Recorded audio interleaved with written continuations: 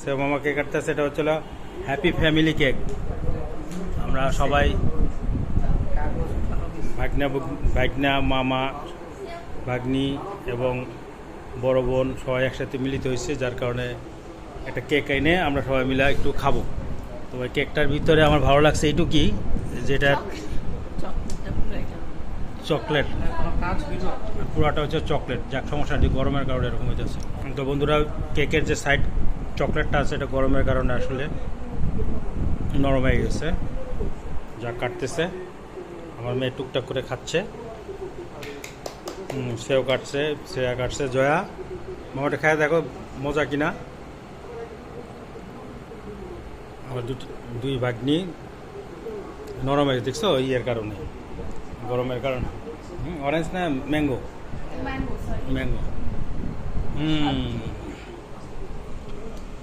তোমাদের কাছে কেমন লাগবে জানি না, তোমার মামা এই ফ্লেভারটা আছে। আমরা হ্যাপি ফ্যামিলি কাটলাম। এটা হ্যাপি ফ্যামিলি, আসলে কোনো বার্থডে বুট না, এটা হ্যাপি ফ্যামিলি। স্যার একটু খাওয়াই দেয়, সব ভাগ্নি ভাগ্নির একটু করে খাওয়াই দেয়। খাও। এই যেটা আমার আর এক ভাগ্নি, জয়া ভাগ্নি। এই রাফি নাও ছেলে। এটা হচ্ছে আমার বদাম্মু। আর এটা তো এটাই। খাও। বড় বোন কই আমার? এই নে, তোর ভিডিও নিব না, তুই আয়। দেখ বন্ধুরা, আমরা এখন কেক খাবো। কেক মজা করে সবাইকে দিয়ে দিচ্ছে। না, এটার ফ্লেভার খারাপ না, এটা ম্যাঙ্গো ফ্লেভার।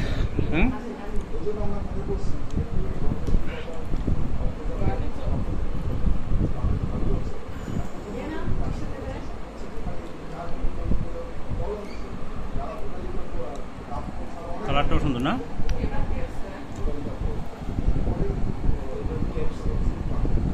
আমি আসলে মূলত চকলেটটার জন্য আছে, সাইডে চকলেটটা তো লেগে গেছে, এই চকলেটটার জন্য এটা আনিস। তো ম্যাঙ্গো ফ্লেভারও ভালো। মা ভাল লাগছে এটা? সত্যি করে বলো, সত্যি তোমার কাছে কেমন লাগছে? তুমি তো কালো হয়ে গেছো আগের থেকে।